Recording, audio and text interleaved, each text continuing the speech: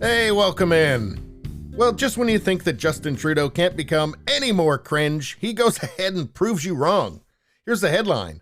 Trudeau includes gender diverse people in his statement on International Women's Day. Well, it's not really International Women's Day anymore, is it?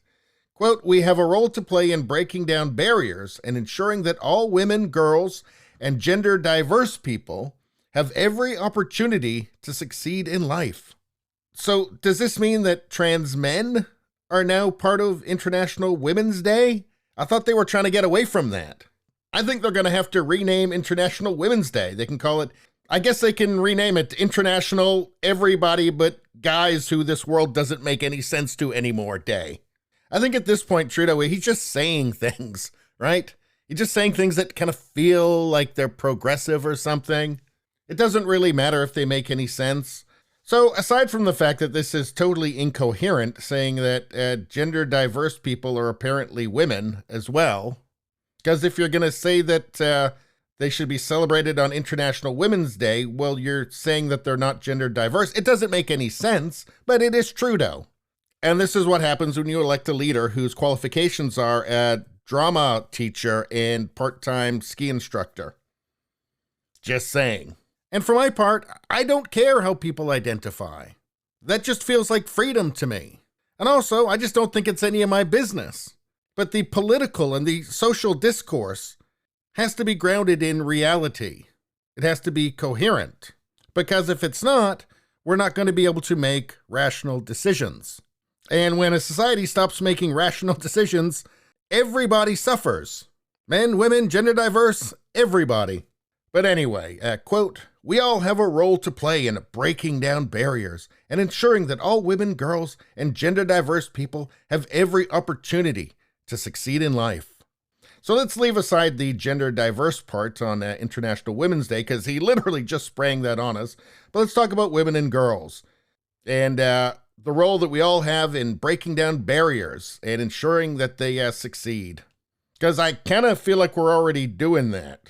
Let's see, numbers compiled by scholarshipscanada.com, a free database listing 49,000 scholastic prizes offered in the country by colleges, universities, corporations, and other private organizations, show 976 scholarships are designated exclusively for women, a number 5 times greater than the 192 prizes earmarked for men. So that's weighing heavily in girls' and women's favor. Let's see, in 2020, around 1.2 million women were enrolled in post-secondary institutions in Canada. This is compared to about 951,000 men who were enrolled in post-secondary institutions in the same year. So there's a lot more women getting degrees than there are men, although how many of those degrees are in gender studies or something, I don't know. Those degrees may not be particularly helpful in building a career post-university. Let's see, men make up the clear minority of university undergraduates in Canada. But efforts to attract post-secondary students with financial incentives still focus heavily on females. So even though men make up the clear minority of undergraduates, efforts to attract post-secondary students with financial incentives still focus heavily on females. That doesn't sound like equity to me. Here's something Trudeau will never talk about. Rates of suicide in Canada have been fairly constant since the 1920s, averaging annually around 20 males and 5 females per 100,000 population. So 80% of suicides are men in Canada. But again, don't expect Trudeau to ever talk about something like that. That's not woke. How about incarceration? 6% of Canadian federal offenders are women. 6%. That means 94% are men. And as we know from people like Trudeau, any disparity in any outcome between men and women is a result of oppression, right? Oh, sorry, I forgot. That only goes one way.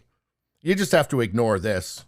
Well, how about this? In 2019, life expectancy at birth for women in Canada was about 84.2 years. For men, about 80 years on average. Again, can we get some equity, please? But no, I mean, all we're going to get from Trudeau is the usual gobbledygook. I mean, literally none of this makes sense, because if trans women are women, if they are just women, right? Well, then you don't need to include gender diverse, do you? So is he including people that think they're a deer, or sometimes they're women and sometimes they're men, or is including trans men? I don't know. None of this makes any sense. Don't expect it to. Because the modern left isn't even trying to make sense. It's all just about feelings and what kind of feels right.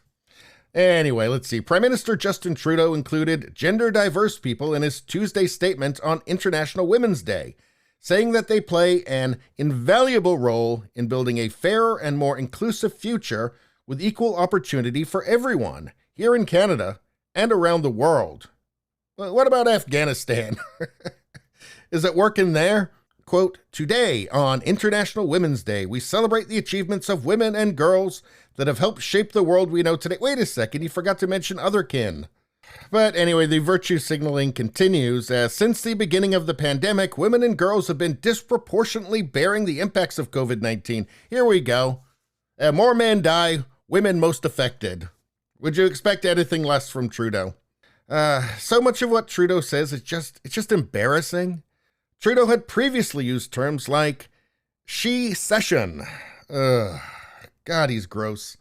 To describe the struggles faced by women during the COVID pandemic, saying that Canadians needed to counter the she-cession and turn it into a she-covery.